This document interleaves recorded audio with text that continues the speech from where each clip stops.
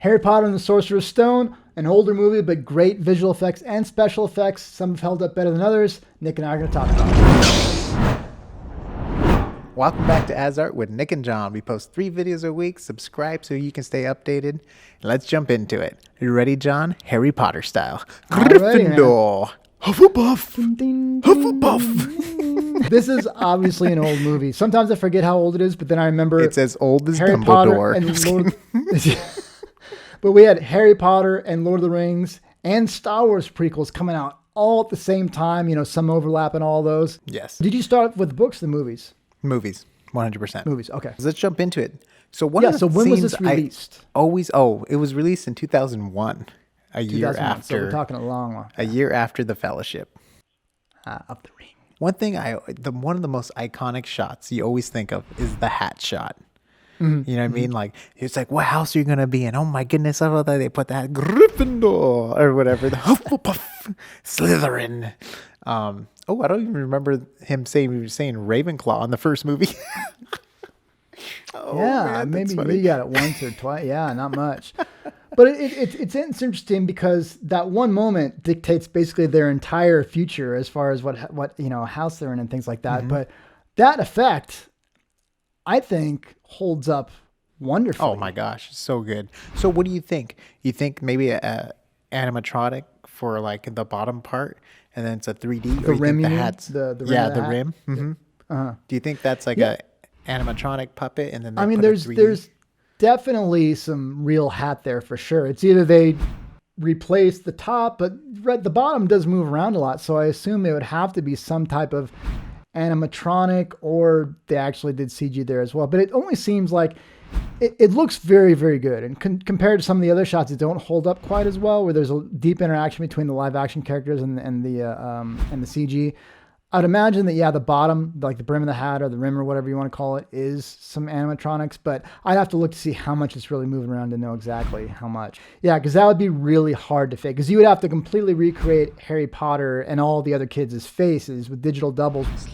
Better be Gryffindor! They were just getting digital doubles, like the shot of Legolas when he's jumping on that horse.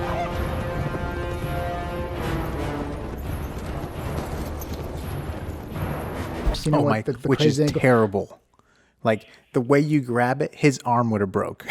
Yeah, but that was a huge victory for digital doubles at the time, because you didn't know where it left off and where the digital double picked up, aside from the funky animation. But dude, think about it. That was the same year. Yeah, that came out the same year, 2001, the same year as this movie. Yeah.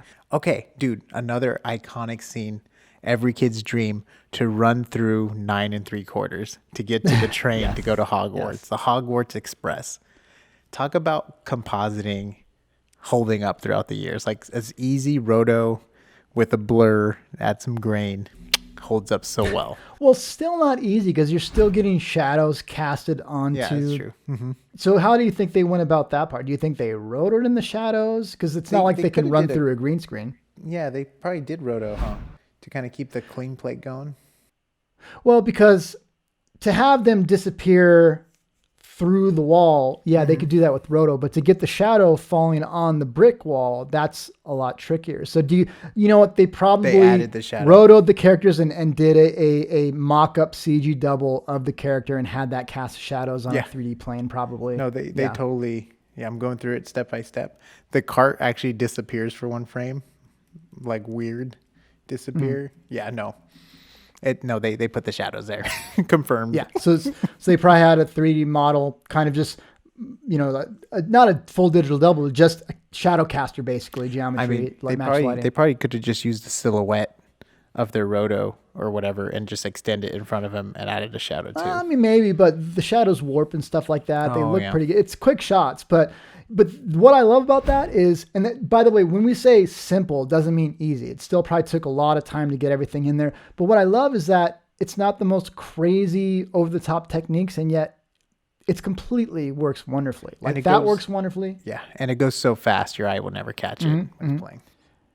And what's the other effect in this film that was really kind of basic as far as execution, but holds up wonderfully? Do you remember which one it was? The cloak. The cloak, yes, the cloak of invisibility. Yeah, so that's another one where not necessarily the most complex shots, again, not easy, but not the most technologically complex, but serve the purpose in the story perfectly, and they hold up perfectly as well. Yes. So now let's dive into some 3D stuff. Let's talk about the bricks to Doggone Alley. Yeah, so that's when That's something that does not hold up, for sure. Does not hold up. Well, so it's not horrible. I think you and I talked about it just briefly. Part of it is that you're jumping, it's juxtaposed. That shot of the CG bricks is juxtaposed, meaning it's right next to, as far as a cut, to real bricks. And it's a lot easier to tell that when, what's your focal point? The bricks. What are you jumping to and from shots? Real bricks to fake bricks. Where if they just would have left it all 3D, it probably would have held up better. Maybe. I mean, I'm a big supporter of you use CG only when you need to. That goes back to when we were talking about Call of the Wild, where they have these CG dogs basically in every single shot, whereas they could have used real dogs. They might have been thinking exactly what you're thinking. If we use CG dogs all the time, it might not be as jarring if we jump from. But bricks are a lot different than a fully animated dog. That's true. Yeah. By the way, check out that video. We'll put it right here. You got to check out that video. It's a great video. We had a lot of fun with that. Okay, yeah, for sure. One of the other clips I put in there, this isn't heavy 3D, and I'll save this for last. Forget it. I'm saving it for last. Let's go to the troll in the bathroom. So the troll in the bathroom, of all the shots I can think of, that's probably the one that's aged not the worst, but it hasn't held up quite as much. But that being said, I mean, Fellowship of the Ring they have a cave troll. And that, even though I feel like that probably had a way bigger budget, still they got way better as the movies went along. And I don't know what the budget of Fellowship of the Ring versus Harry Potter and the Sorcerer's Stone was, but I feel like Harry Potter, the first two movies, was on a much tighter budget, but I might be completely wrong with that. I think it was 150 mil for the budget. For Harry Potter? Or? Yeah, for Harry Potter. But again, we don't know how much of that is just visual effects, though. Well, we know they didn't pay a lot for the kid actors. But you know what, though? Lord of the Rings had a dark cave going for itself too. That's true. The bathroom's pretty lit. You know what I mean? With lightning coming in and stuff too. But also, I'm gonna say the character design of the troll kind of hurts it too, because it feels so goofy and cartoony compared to more of a real troll kind of thing, where I think that kind of throws it off even more. You know what I mean? That kind of. And the story that I always tell about Harry Potter is I saw the first one in theaters, or maybe when it came out on DVD, and I wasn't interested in seeing the other ones after that. And I accidentally stumbled into the theater. I went in the wrong movie accidentally, and all of a sudden, the first shot, you see a skull with a snake crawling, going through the eye. I'm like, wow, Pride and Prejudice is a really dark movie. And then all of a sudden I found I was on a date and she wanted to see Pride and Prejudice. I'm like, oh no. And then finally when I found out it was Harry Potter, I was like, yes, no, Pride and Prejudice. I was all happy and excited. But all of a sudden I was like, wow, Harry Potter got dark. So the first two movies, from what I recall, were much lighter in tone, and then they got way darker. Is that correct? Or Much darker, because the kids grow up, so the stories get darker. But one thing too that's really fun though, you can tell once the troll falls. Yes. Yeah. So once the troll falls, they cut, and all of a sudden on the ground, it's this really cool looking, all kinds of dust covered troll. And oh, that's a real thing on the ground now. Yes. But do you think, so this is my question. Do you think it doesn't work as well because the CG just wasn't quite there? There was huge jumps in CG during this period of time in all kinds of movies. Yeah. You think it was because the CG wasn't there? It was the design of the character. It was the animation. And by the way, they didn't cut themselves any corners on this. There's interactive light and lightning. Yeah. It's pretty bright in a lot of, sections of the shot. I mean, they didn't make it easy on themselves at all. No, they did not. So why do you think that doesn't hold up as much? Is it mostly the character design? I think it's all those things you said combined. Oh, okay. You know what I mean? It was just technology, design, kid actors. You know what I mean? So all those things combined, you have so much you can mess up with the shot. They can't make it too scary because, like you said, the target audience for those first two films. I mean, in Lord of the Rings, you're expecting it to. I mean, there's beheadings and all kinds of crazy gore in Lord of the Rings, whereas Harry Potter, they're kind of shying away from that. So they maybe didn't want to scare the kids too bad. Yeah, but let's go into something else that's kind of it kind of holds up, but it doesn't when they ride a broom.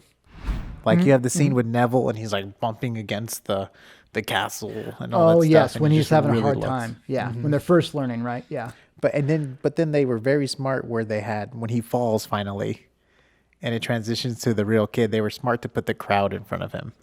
You know what I mean? So it's like, so they don't have to do the transition like they did in Lord of the Rings. Lord of the Rings, yeah. So we compare everything to Lord of the Rings. Sorry, you guys, but yeah. So in Lord of the Rings, we're talking Shelob, right? Yeah. So there's a section where Sean Astin is fighting Shelob the spider, and he falls basically down. His and back. as he's falling, his back, and as he's falling, it transitions from a CG digital double of Samwise to the real actor, and it's pretty seamless. Like you can't even really tell. Fantastic stuff. That's on camera the whole time. Where you're saying here, he falls into a crowd of kids, right? Yes. Mm-hmm. And it's just to hide that expensive shot. Well, I mean, it's smart filmmaking, really. You get a reveal of what shape he's in once the kids part, and then also they save themselves. I mean, it's really smart filmmaking. So how do you think that digital double, and when they're riding the brooms and you can probably they're not the real kids, how do you think that holds up? In the Quidditch game, I think it works because there's a lot of motion blur, and I think they did a good job with the camera, like following it. It's kind of like the first time you see Star Wars, and you're like flying with the ships and the turning and all that stuff. You're just like, whoa, because it's just cool because you're like experiencing the turns with them. That sense of speed, I think that's kind of what happens with the Quidditch match, because you're like right in the middle of it and it's flying, and there's no other sport where you fly. And you know what I mean? So it's just like being immersed in that experience. I think it just works. But there's some scenes where you're just like, oh, that's really 3D. I mean, overall, I don't remember being taken out of it too much in the Quidditch games. They do have a lot of close-ups in that too, which is obviously the real kids. People. So And then they cut back and forth really well. Like you said, the shots are quick, fast-paced. Some of them maybe don't look perfect, but I remember when Neville. Yeah, so that shot in particular, I remember it was a lot harder for me. The lighting was fine, the CG was fine, but it was the animation of when he was falling and hitting the different poles. I'm also going to say both of these shots are full daylight. Yeah, that's true. Yeah. And then for the last one I want to talk about, Lord Voldemort on the back of Professor Quill's head. Oh, that was a freak. It reminded me of Total Recall. Quaid. Quaid. You know what I'm talking about? If you guys haven't seen Total Recall with Arnold Schwarzenegger, there's this crazy creature that comes out of this guy's ears. Quaid. I had to do that multiple times. That's fine. Keep it's like doing it. Chest Keep doing it. Yeah. But it was kind of jarring. I'm assuming they hadn't found Ralph. When did Ralph Fiennes first make an appearance as Voldemort? Oh, not until the fourth movie. Okay, so this was way before they knew who he was going to be, because he's a great actor. It obviously didn't look anything like him. Not that it needed to, but it was completely different type of character. Yeah, and at the time, no one was really doing full 3D faces other than like Gollum and Smeagol. Really. But I mean, Smeagol was not Gollum was a huge, but it wasn't realistic though. Like this is more Smeagol, human. yeah. This is more human-like. True. So yeah. That's tough. That's really tough when it's human-like. But do you think we can improve this shot, John? Ooh, that might be a fun one to try and do. You know what? Yeah, so we're gonna improve this shot. Come back for the next video. We're gonna have it. We can do it, John. We can do it. Deepfake territory. Ooh, here we go. Ooh, the challenge is Come set. back if you want to see it. If you want to see it, please like the video and comment. Because then we'll know. Then we'll really do it. If you guys comment, like the video, if you guys want to see us fix this scene, let us know. We'll post it. Totally. All right, everyone. So thank you for watching. We're going to go through probably all the Harry Potter movies, just kind of look at some of the visual effects, special effects, how they match up, how they've improved over time, which is one of the things that impressed me the most about Harry Potter is, like I said, I stumbled into the third movie not knowing what I was going to see in the theaters. And I was like, oh, Harry Potter got really, really cool. And that's when I started watching them again. So anyway, it's kind of fun going back though, because this was a huge development time in visual effects for Lord of the Rings, Star Wars, Harry Potter, and everything. So really, really fun stuff. Check out AsArt.space. We have links to all the podcast and video content and everything else. Guys, if you're into Harry Potter VFX, we have some awesome deepfakes. We put Adam Driver's face on Snape, and we did Mrs. Umbridge as Meryl Streep. It's really cool. Really cool. Check it out. Yeah, working along with Brian Seeger's channel, doing content for him. So there's going to be more upcoming. So check those out. Really, really fun stuff. And let us know what type of deepfakes you might want to see for characters, recasting, or just fun stuff in general. a lot of fun stuff to be had. So yeah, please let us know. See you next time.